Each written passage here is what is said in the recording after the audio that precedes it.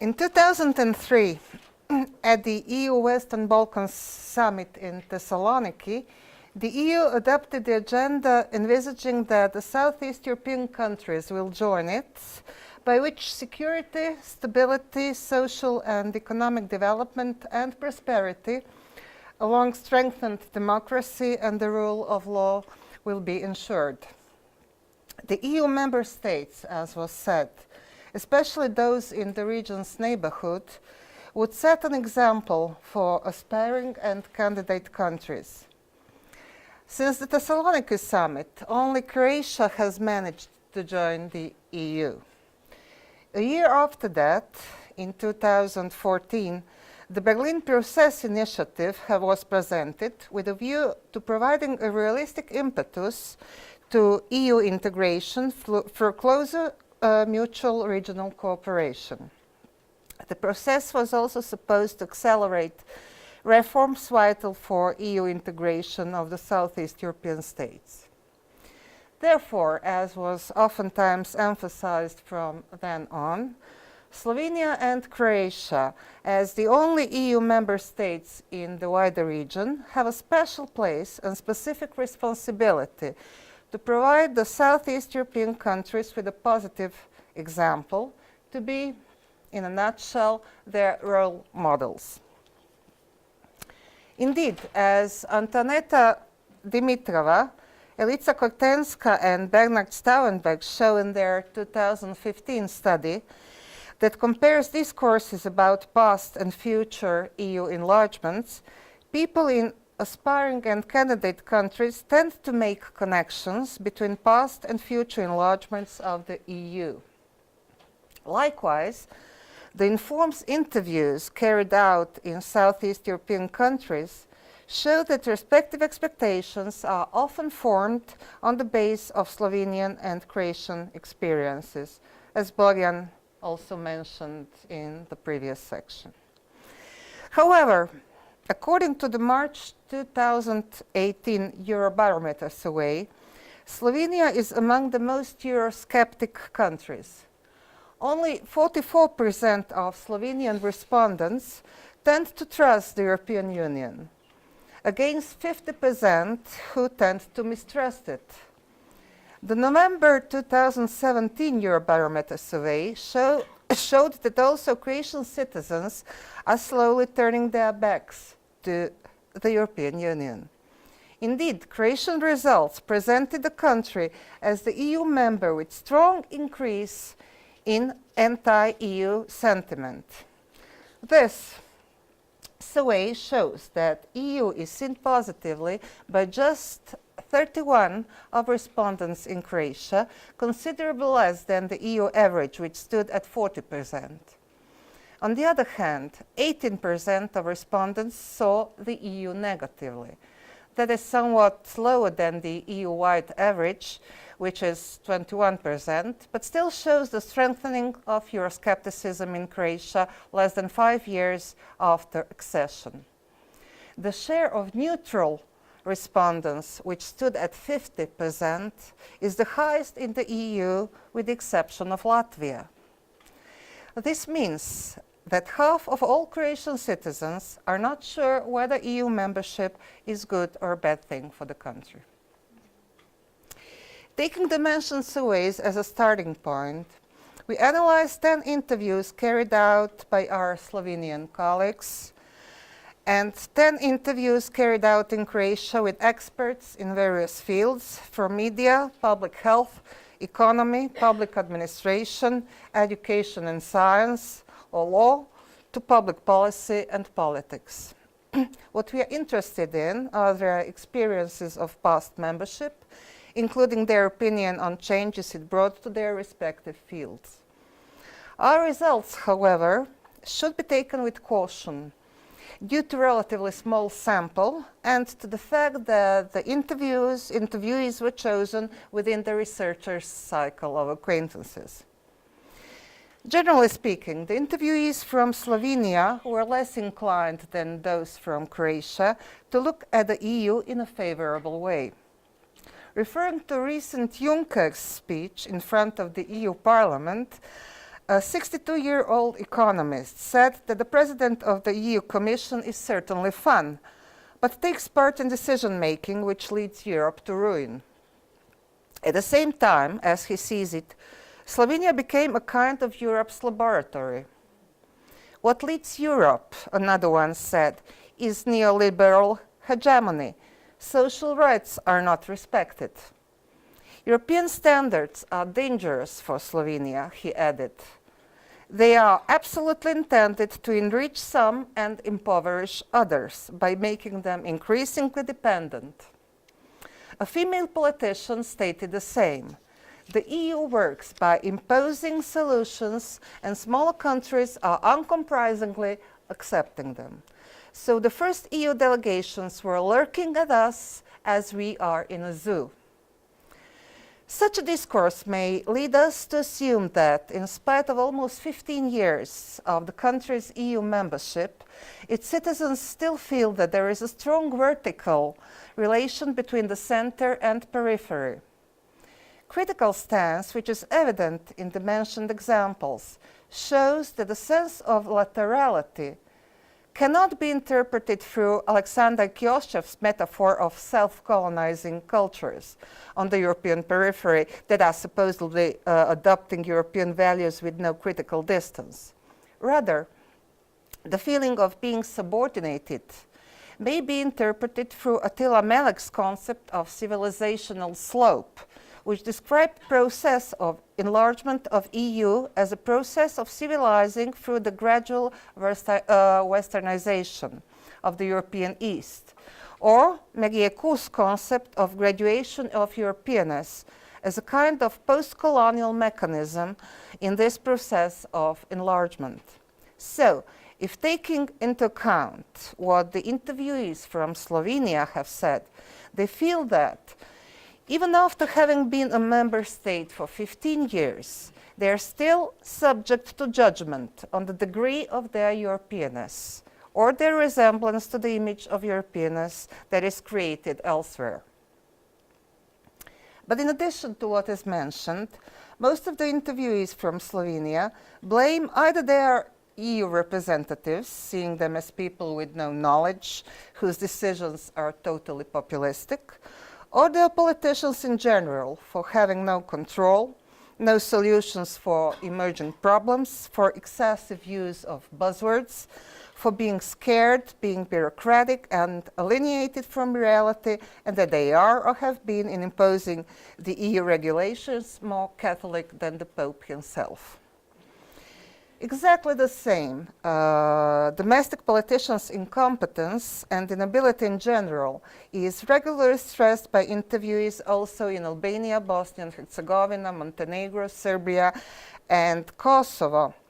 An interviewee from Bosnia and Herzegovina told us, referring to what he had learned from media and from the Croatian example, that he fears that Bosnian and Herzegovinian politicians will just declaratively, as he said, fulfill what is needed, while at the same time they will engage all available means just to prevent any change, since they are well aware that otherwise they would not stay in power. Or, in words of one of the interviewees from Serbia, the EU cannot solve the problem if we ourselves are not able to grasp it. Some of the interviewees from Slovenia compared the current situation with what they know or have experienced in socialist Yugoslavia, when, as 47-year-old female lawyer said, people did not have much, but investments were made in knowledge, culture, and sports, problems were seriously debated, and so on. And I think this should warn us that the term progressive, we heard today several times, may be filled with different contents, and thus interpreted differently. One of the interviewees even said that he thinks that an asymmetric federation with Yugoslavia would be a much better solution. In that case, he said, Slovenia would have had a better starting position and would be respected more. As for positive changes they experienced after Slovenia became the EU member state, most of the interviewees underlined not more than easier traveling possibilities. Finally, it should be emphasized that 2 out of 10 experts, or insiders as we call them, expressed their regret that Slovenia did not act during the pre-accession period and also after that, as some other Yugoslav republics did, or they still do. Every Serb is being proud of being a Serb. The Slovenian is proud of doing what the Germans said. A female politician said. The other interviewee said that he hopes that Europeanization would not deprive Slovenia of dignity, and also that Slovenia would pick up a little of its southern brothers' fighting spirit. And just a digression to this, I think that we should keep in mind in trying to interpret this as not in terms of the Homo Sovieticus relicts or some form of post-socialist nostalgia, so just to keep this in mind. On the other hand, most of the interviewees from Croatia remember the pre-accession period as a time of hope, that the country will become better regulated, more deliberate and more functional. The then public discourse, after all, most often emphasized that the EU entrance means farewell to the Balkans. In explaining how the things were done during that time, the phrase carrot and stick is oftentimes used. I think that it was really pushed for changes during the pre-accession period when the system was of carrot and stick. Since we became a member, standards drop, as far as I can see. Or as a syndicalist told us, we have criteria but do not obey them. As is the case with the interviewees from Slovenia, easier traveling and the feeling of having greater possibilities are most often emphasized as advantages of being a citizen of a member state. However, the interviewees also mentioned the Act on the Right of Access to Information, which enables and ensures the exercise of the right of access to information guaranteed by the Constitution, and also the reuse of information by physical and legal persons through the openness and public nature of the work of public authorities. For what is recognized as malfunctioning or perverted, the mentality or deeply rooted modes of behavior are to be blamed, as some of the interviews said, which in contrast to what was said earlier on, quite well fits to Kioshev's metaphor of self-colonizing cultures. The same explanation we got from significantly large number of interviewees from Albania, Bosnia-Herzegovina, Kosovo, Macedonia, Montenegro, and Serbia. In addition, the changes that happened in Croatia after 2013 are seen as mostly superficial, just causing bureaucracy to flourish. What we got from Europe is, one of the interviewees said, insisting on rules, but we have no clue how to solve problems.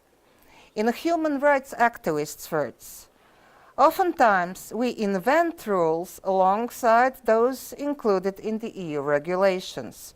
Or, as human rights activists told us, when you look at the law on public procurement, there are so many pages. This cannot be the law that would ensure quality implementation. 90% of people who are reading it do not understand it. I am a jurist. It took me who knows how many times to go through it to understand what was meant to be said.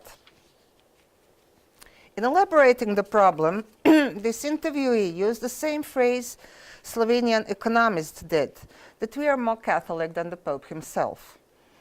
The phenomenon of gold plating has oftentimes also been recognized in various European Commission's documents as transposition of EU legislation which goes beyond what is required by that legislation and imposes costs that could have been avoided. Our project's research also indicates that gold plating should be prevented, since gold plating, along with ossified bureaucracy, produces new informal practices in finding solutions for complicated and often unnecessary procedures. This is how a female lawyer explains how excessive norms, guidelines, and procedures are produced and what is the result. All of our laws have suddenly ceased to exist, so we achieve a political goal of being a member state. And the first legislative stampede actually copied what was needed and what was not needed, just copied the directives. Then the second stampede showed that this is difficult to apply, and all that led to a legal chaos. Their goal is not to solve, but in fact to produce changes in order to show that something is going on. The point is not to make life better, but to show that they are working on something. We always look for an arbitrator from the outside, especially a German, who would tell us what we have to do. So in contrast to quite usual claims about unusually rigorous requirements Croatia should have fulfilled on its way to the EU, some of our interviewees stated that actually there was a need for even longer monitoring of implementations of the EU law.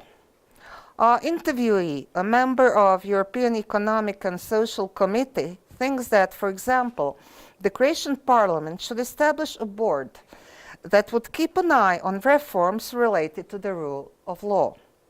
The board would, as she said, also serve in communicating with the EU Parliament and Commission, and would once or twice a year provide an assessment mission on what is going on and what should be improved.